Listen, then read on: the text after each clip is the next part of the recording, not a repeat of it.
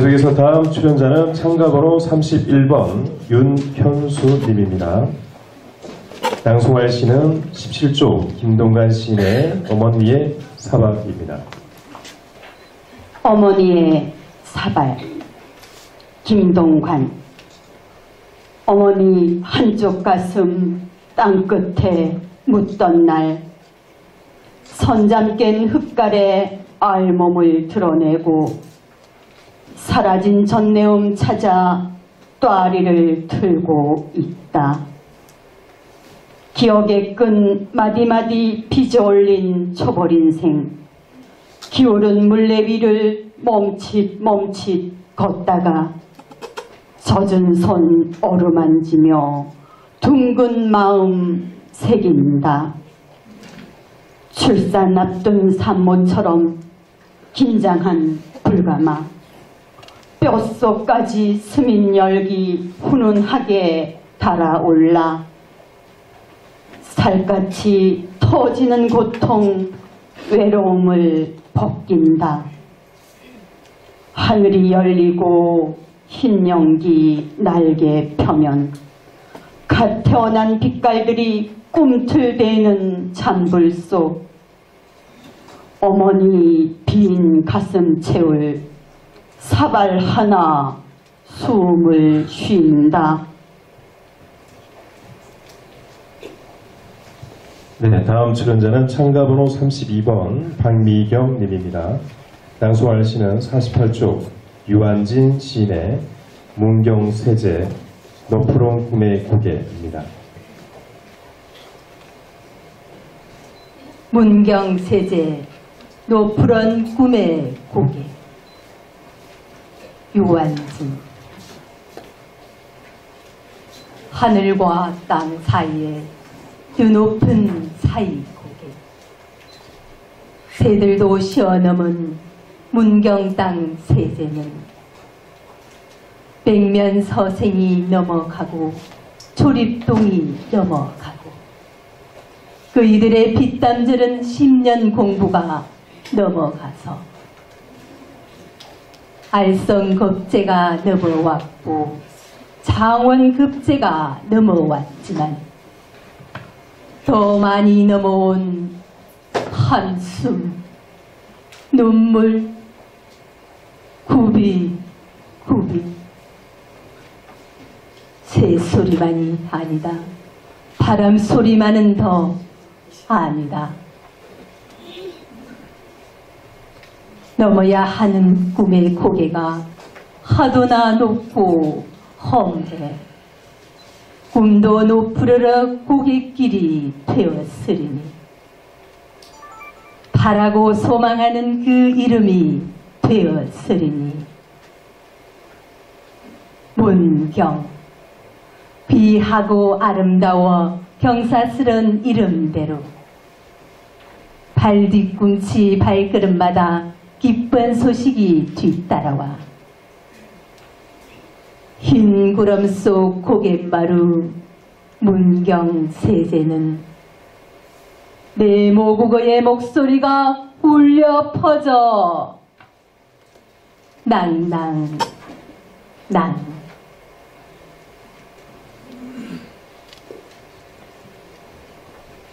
다음 출연자는 참가번호 33번 최명희님입니다.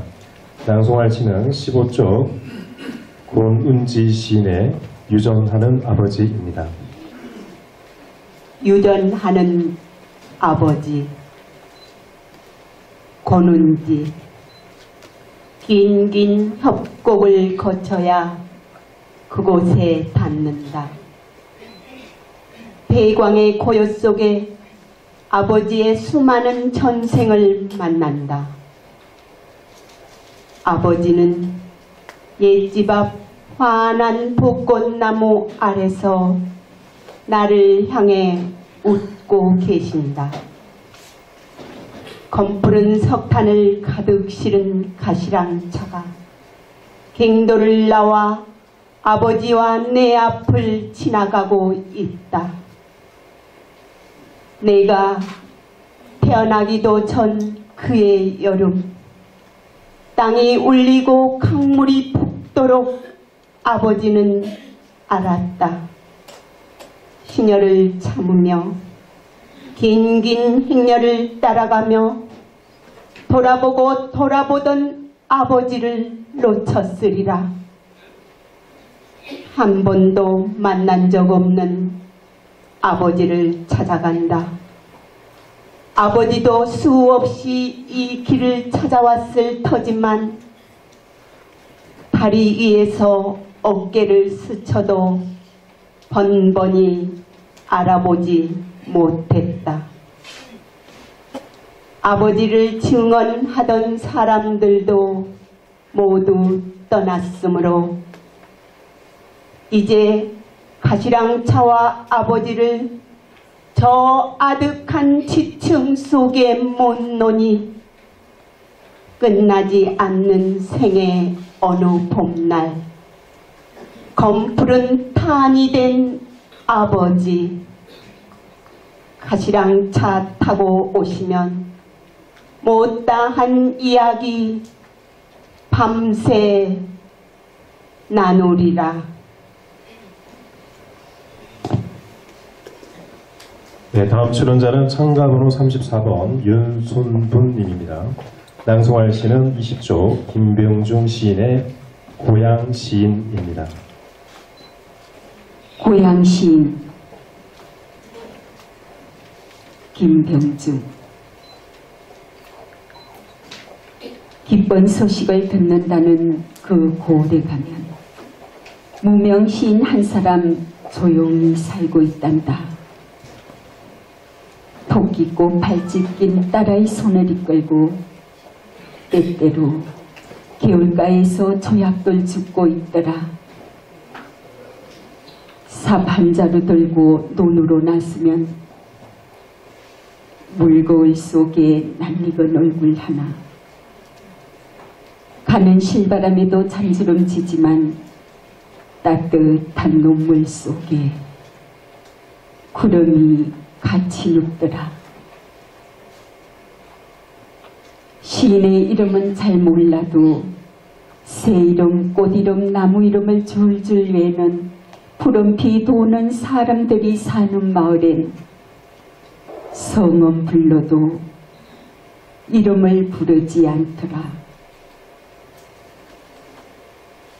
풍을 주인 별호를 가진 시인이 부나무 단위에 노를 한 징 지고 천천히 시온이 저 별이길을 지나더니 삽작 없는 초가집 이마에 큰 달 하나 걸더라.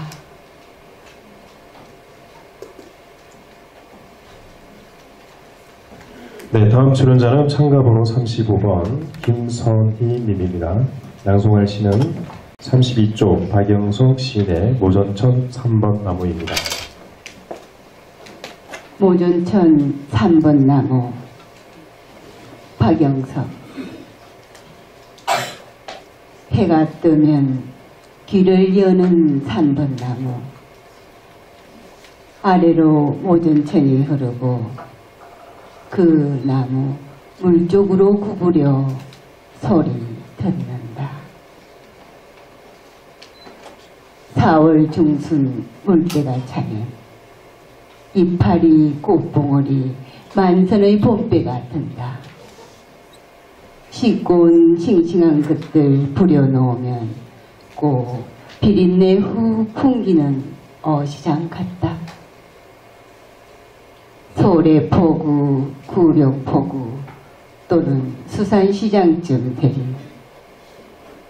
비린 것은 비린 것끼리, 사람들은 사람들끼리 왁자하니 크고 작은 사슬 미끄러진다. 어깨 위로 등으로 하염없는 꽃비네. 아가미도 가시도 없는 꽃의 별인데 비늘 화르 모전천으로 뛰어든다. 동심원이 마음에 파랑을 일으킨다. 하늘이 몽땅 빠져 흐르는 모전천 푸른 물속의 그림자 거꾸로 받고 3번 나무 어디서 저 하얀 구름 한 자락 펼쳤을까? 구름 둥둥 밟으며 괜히 어부가 되고 싶은 사람들, 괜히 물고기가 되고 싶은 3번 나무, 집나선 사람들이 잠시 서성이는 곳, 햇살은 가끔 비늘을 뒤집다 주저앉는다.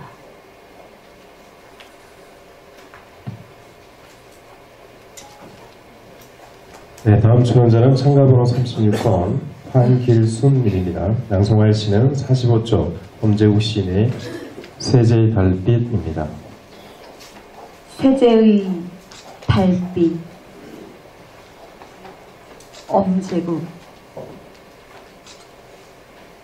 세제 오면 달의 뒷면을 걸을 수 있다. 달 속을 흐르는 계곡물 소리에 서로의 눈빛으로 젖었다가 물속에서 갓 건져낸 달을 단풍잎으로 닦아 가슴에 품을 수 있다. 줄간 옛길 걷는 바람에게 수백 년 전 그 너머 이야기를 들으며 겪으며 조국간이 펼치는 하늘 푸른 담장 위에서 외병을 온몸으로 막아서던 조선 병사의 마지막 눈길을 만날 수 있다.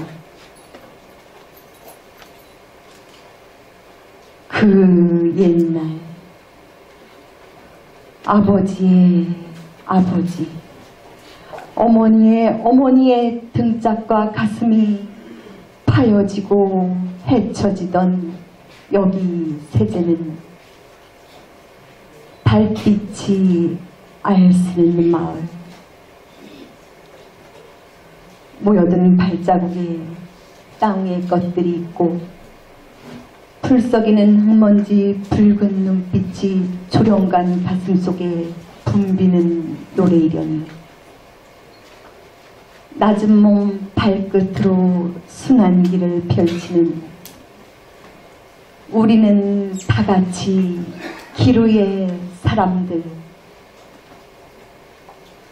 누구라도 대문 활짝 열어놓은 달 속의 첫 동네 문경세제에 오면 잘 익은 사과를 뚝뚝 따듯 한 광줄이 달빛을 담아 갈 수 있다. 네, 다음 출연자는 참가번호 37번 김정환님입니다. 낭송할 시는 49쪽 윤부영 시인의 흙꽃으로 핀 전설입니다. 흙꽃으로 핀 전설. 윤보영. 잃어버린 전설로 아픈 마음을 반죽해서 잣사발을 빚어내는 사기장. 자제할 수 없는 슬픔을 생사기에 덧칠하고 날마다 장작가마에 태웁니다. 금이 가고 주저앉고 찾을 수 없는 사연에 소리내어 우는 불꽃. 가마도 따라 울었습니다. 낙엽 한 잎에 담길 듯 무심한 세월은 안타깝게 지나가고 가마문을 나서는 사발은 깨어집니다. 그립다. 그립다. 날선 사금파리에 세월이 베이고 끊임없는 실패 끝에 손끝으로 감기는 전설.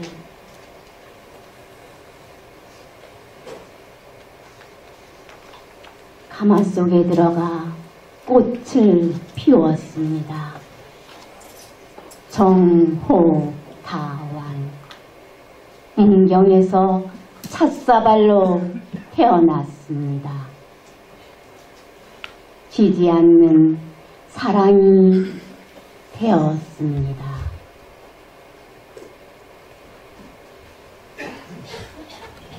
다음 출연자는 참가번호 38번 추원주님입니다. 양송할 씨는 15조 권은지 시인의 유전하는 아버지입니다. 유전하는 아버지 권은지. 긴 협곡을 건너야 그곳에 닿는다. 배광의 고요 속에 아버지의 수많은 전생을 만난다. 아버지는 옛집 앞 환한 벚꽃나무 아래서 나를 향해 웃고 계신다. 검푸른 석탄을 가득 실은 가시랑차가 갱도를 나와 아버지와 내 앞을 지나가고 있다. 내가 태어나기도 전 그해 여름, 땅이 울리고 강물이 붓도록 아버지는 알았다. 시녀를 참으며 긴 행렬을 따라가며 돌아보고 돌아보던 아버지를 놓쳤으리라. 한 번도 만난 적 없는 아버지를 찾아간다. 아버지도 수없이 이 길을 찾아왔을 터지만 다리 위에서 어깨를 스쳐도 번번이 알아보지 못했다. 아버지를 증언하던 사람들도 모두 떠났으므로 이제 가시랑차와 아버지를 저 아득한 지층 속에 묻는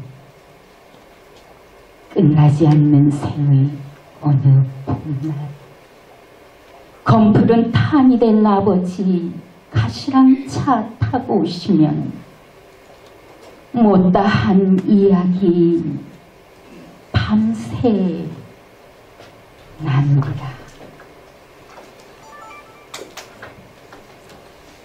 다음 출연자는 참가번호 39번 박순자님입니다. 낭송할 시는 59쪽 이원규 시인의 달빛을 깨물다입니다. 달빛을 깨물다. 이원규. 살다 보면 작은 달빛을 깨물고 싶은 날들이 있다. 밤마다 어머니는 이빨 빠진 합죽이었다. 양산골 도탄제 넘어 지금은 문경 서탄 박물관과 영계소문 촬영지가 된 원청 강업소, 육식공룡의 시체 같은 폐석더미에서 버린 탄을 훔치던 수절 30년의 어머니, 마대자루 한가득 괴탄을 짊어지고 날마다 도둑년처럼 심리 토탄제를 넘으며 얼마나 이를 악물었는지 청상의 어금니가 폐강의 봉바리처럼 무너졌다. 하루 한 자루에 3,000원. 막내 아들의 1년치 등록금이 되려면 대봉산 위로 떠오르는 저놈의 포롱딸을 남 몰래 12번은 꾹꾹 씹어 삼켜야만 했다. 동창 아래 머리맡의 흰 사발. 늦은 밤에 어머니가 틀니를 빼놓고 해소 천식의 고온한 잠에 빠지면 맑은 물속의 환한 틀니가 희푸른 달빛을 깨물고 어머니는 밤새 그 달빛을 오물오물 되새김질하는 이빨 빠진 합주기가 되었다.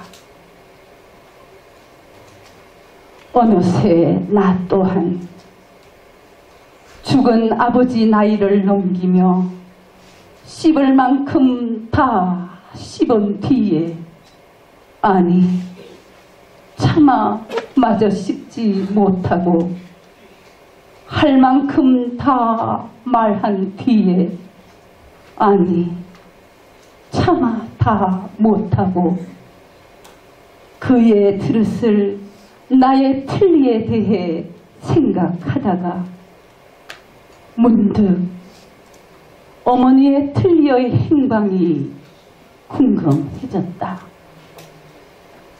장례식 날 대체 어디로 사라진 것일까? 덜신이며 속옷이며 함께 불에 타다가 말았을까? 지금도 그대로 무덤 속에 앙 담은 입속에 있을까? 누구는 죽은 이의 옷을 입고 사흘을 울었다는데 동짓달 18의 날의 지리산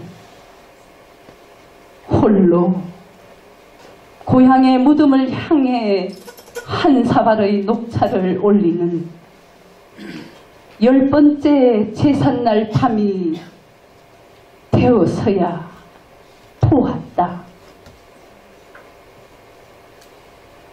기우는 달의 한쪽을 꽉 물고 있는 어머니의 틀니.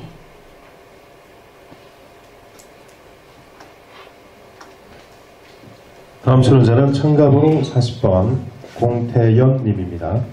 낭송할 시는 37쪽 송태경 시인의 문경세제에서입니다. 문경세제에서 송태경. 백두대간 험준한 조룡산 마루, 여덟폭 병풍이 철 따라 내걸리고 오랜 세월의 틀을 지키며 말없이 우뚝 선 관문 위에는 천하를 호령하던 신립장군 목소리가 지나가는 발길을 멈추게 한다. 가파른 세제길 푸른 그늘 위에 긴 그림자가 소리 없이 다가오며 산새는 우거진 옥새숲에서 속삭이며 잊혀져가는 전설을 정답게 이야기하고, 바람은 또 박달나무 숲에서 사각거리며 골골이 얽힌 역사를 꼼꼼히 읽는다. 옛 과거길 굽이 돌아 주월산 해곡사, 그윽한 풍경 소리 가슴에 파문을 던지고 깊은 계곡마다 물안개가 조용히 내리며 소쩍새가 들려주는 차장가 소리에 세제는 오늘도 아름다운 내일을 꿈꾸며 설레는 마음 안고 포근히 단잠을 청한다.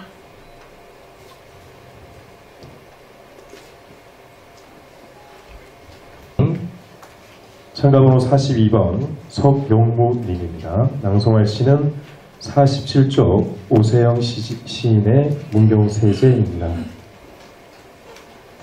문경 세계 오세영 물어 찾아왔다.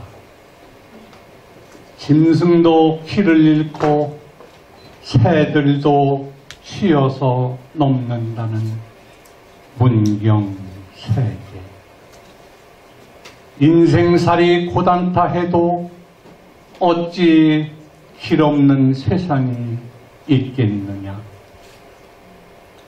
은산 철벽엔 무지개가 걸리고 절의 고도엔 북극성이 뜨는 법. 이 계곡 들어서면 또 다른 계곡.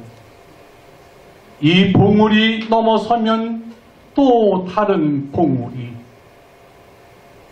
나무에게 물어, 매축에게 물어, 삶의 끈기를 한없이 기다린다. 더듬더듬 오른다. 험하고도 가파른 길. 이 곡에 올라서면 기쁜 소식 접할까? 날새도 짐승도 길을 잃고 헤매는 문경 세제. 다음 출연자는 참가번호 43번 김명희 님입니다. 낭송할 시는 15조 권운지 시인의 유전하는 아버지입니다. 유전하는 아버지 권운지. 긴 협곡을 거쳐야 그곳에 닿는다. 대광의 고요 속에 아버지의 수많은 전생을 만난다. 아버지는 옛집 앞 환한 벚꽃나무 아래서 나를 향해 웃고 계신다.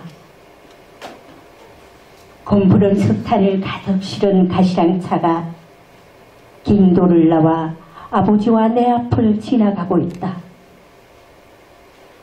내가 태어나기도 전 그해 여름. 땅이 울리고 강물이 붓도록 아버지는 알았다. 신효를 참으며 긴 행렬을 따라가며 돌아보던 아버지를 놓쳤으리라. 한 번도 만난 적 없는 아버지를 찾아간다. 아버지도 수없이 이 길을 찾아왔을 터지만 다리 위에서 어깨를 스쳐도 번번이 알아보지 못했다. 아버지를 증언하던 사람들도 모두 떠났으므로 이제 가시랑차와 아버지를 저 아득한 지층 속에 묻노니 끝나지 않는 생의 어느 봄날 공푸른 탄이 된 아버지 가시랑차 타고 오시면 못다 하는 이야기 밤새 나누리라.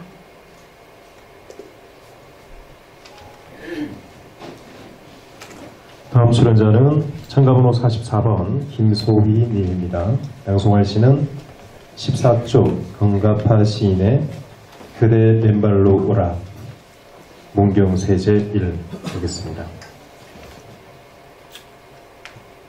그대 맨발로 오라 문경세제 1 권갑하. 오랜 안부를 묻듯 목련은 피어나고 누군가 저만치 기다리고 있을 것 같은 산보다 마음이 앞서 문을 먼저 여는 길. 물박달 잎새에 이는 향긋한 푸른 전설. 길은 멀어도 우리 사랑 끝이 없으니 세상 일 다 버려놓고 그대 맨발로 오라. 먼 그대에게로 흘러가는 계곡물 따라 새소린 청아한 곡조로 하늘 다시 펼치고 비질한 황토빛 가슴 달빛 쏟아 지린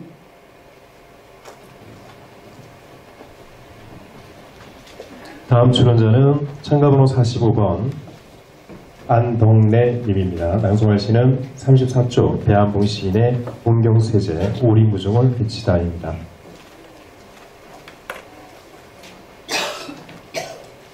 문경세제 오리무중을 해치다. 배한봉. 제3관문 가까이 이르자 문경세제는 안개의 나라라는 생각.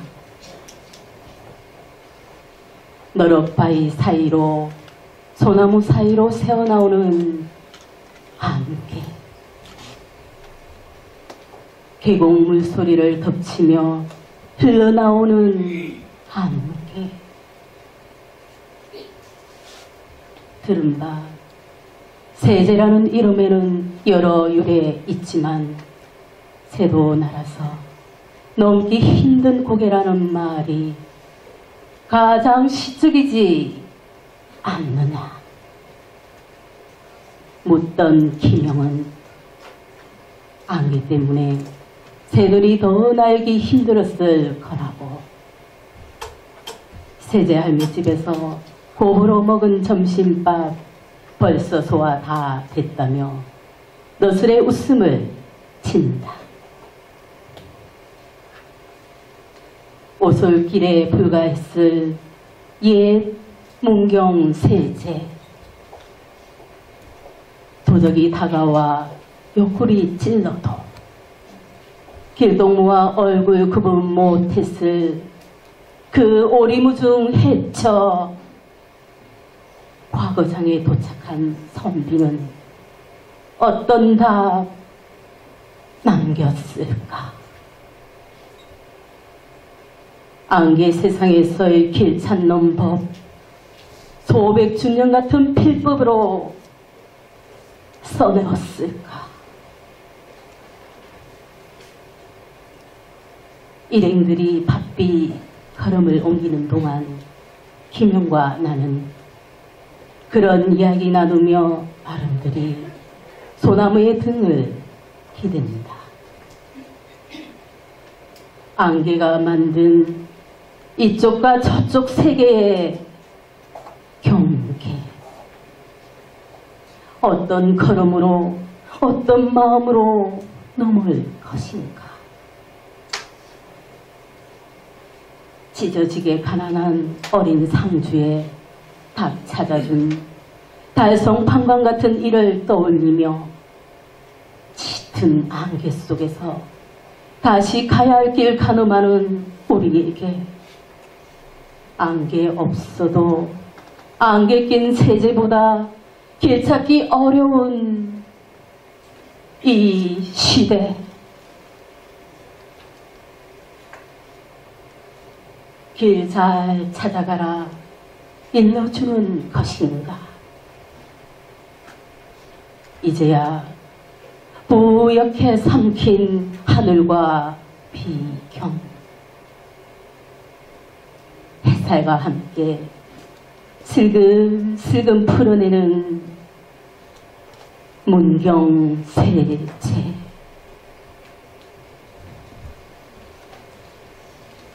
다음 출연자는 참가번호 46번 임영록입니다. 낭송할 시는 15조 권운지 시인의 유전하는 아버지입니다. 유전하는 아버지 권운지. 긴 협곡을 거쳐야 그곳에 닿는다. 태광의 고요 속에 아버지의 수많은 전생을 만난다. 아버지는 옛 집 앞 환한 벚꽃나무 아래서 나를 향해 웃고 계신다. 검푸른 석탄을 가득 실은 가시랑차가 갱도를 나와 아버지와 내 앞을 지나가고 있다. 내가 태어나기도 전 그해 여름, 땅이 울리고 강물이 붓도록 아버지는 알았다. 신녀를 참으며 긴 행렬을 따라가며 돌아보던 아버지를 놓쳤으리라. 한 번도 만난 적 없는 아버지를 찾아간다. 아버지도 수없이 이 길을 찾아왔을 터지만 다리 위에서 어깨를 스쳐도 번번이 알아보지 못했다. 아버지를 정언하던 사람들도 모두 떠났으므로 이제 가시랑차와 아버지를 저 아득한 지청 속에 묻노니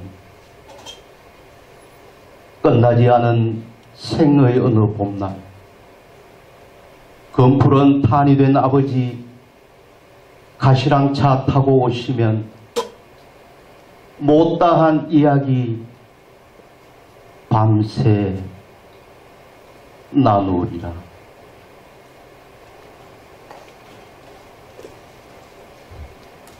다음 출연자는 참가번호 47번 하재숙 님입니다. 낭송할 시는 54초 이기칠 시인의 이화령점에서입니다.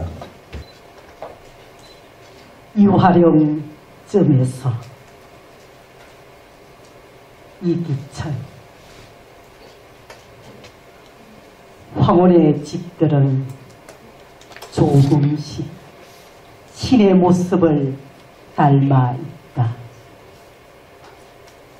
산 아래 산이 눕고 길 아래 길이 누워 살아있는 것들은 나무도 짐승도 조금씩 신의 모습을 닮아 있다. 문경 세제는 밤에도 키가 크고 서로 부대끼지 않으며 아파하지 않는 상수리들만 푸름을 놓쳐버린 잎들을 벌려 남쪽 마을을 향해 펄럭인다. 유출 시조비 제막시계 뇌졸중으로 오지 못한 신동집의 시 한 구절은 우리의 10월을 쓸쓸하게 했다. 그날 모인 사람들은 아무도 수험부 길을 묻지 않고 병든 시인의 안부를 물었다. 누가 나에게 신의 모습을 그리라 한다면 나는 산짐승들의 요순한 눈에 비친 저녁 노을을 그리겠다.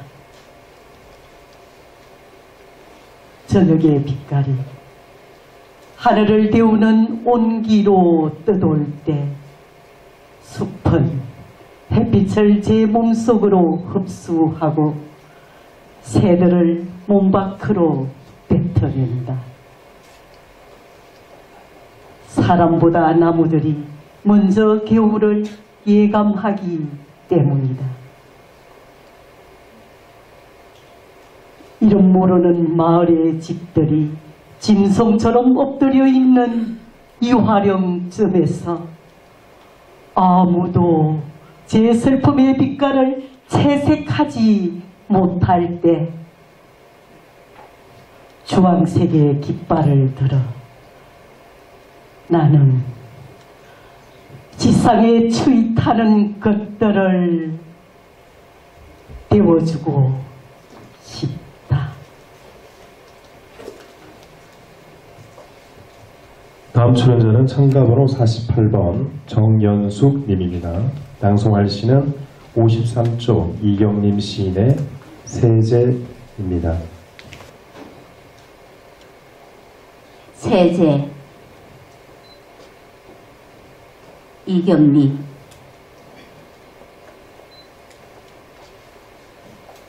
칠흑의 세제를 넘어보고야 알았다. 한 제가 얼마나 많은 골짜기를 품고 있는지, 골짜기들은 또 얼마나 깊은 어둠을 품고 있는지, 새들도 넘지 못한다는 죄를 칭칭 감으며 낡은 성룡차가 위태롭게 내려갈 때 골골의 어둠이 노랗게 은달을 밀어올리고 한치 앞의 벼랑이 시간을 자꾸 헛바퀴 돌릴 때 우리는 생사의 경계 위에 선 아버지를 보았다. 온 산의 슬픔이 달빛처럼 번지고 있었다. 누구였는지 문득 넋없는 사람처럼 제 아래 어른거리는 어린 나를 꺼집어냈다. 바람나제 넘어간 옥자 얘기, 구랑리에서 떼죽음 당한 어느 일가의 얘기, 6.25 때 목숨 걸고 죄를 넘겨준 가복의 얘기며 난리통에 관문 속 어느 골짜기에 묻히신 정조부 얘기를 두서없이 중얼댔지만 두려움보다 죄는 높고 슬픔보다 길이 더 휘어 끝내 우리는 말을 잃었다. 그러나 누군들 몰랐으리 그 모두 한 제가 품어낸 한숨이라는 걸, 그 숨으로 깊어진 골짜기라는 걸, 그것이 밀어올린 봉우리라는 걸.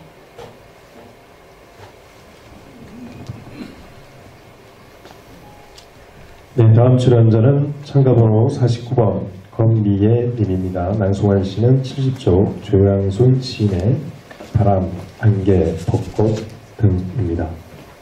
토요일 오후 바람만 무성한 빈 운동장에서 왜 그렇게 흐느꼈는지 몰라. 그러면서 슬금슬금 세제를 넘나드는 훤칠한 바람에 홀렸네.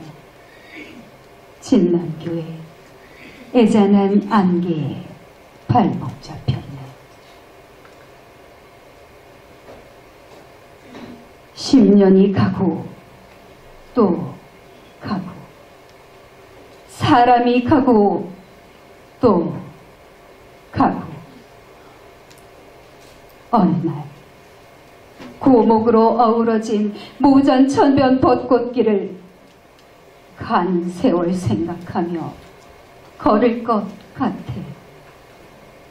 간 사람들 생각하며 걸을 것 같아. 걸으면서 또 한 번 흐느낄 것 같아.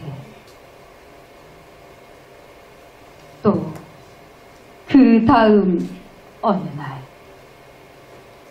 꽃잎이 눈처럼 떨어지는 날이나 눈들이 꽃잎처럼 흩어지는 날에 나도 꽃잎처럼 떨어질지도 몰라. 나도 눈처럼 녹아버릴지도 몰라.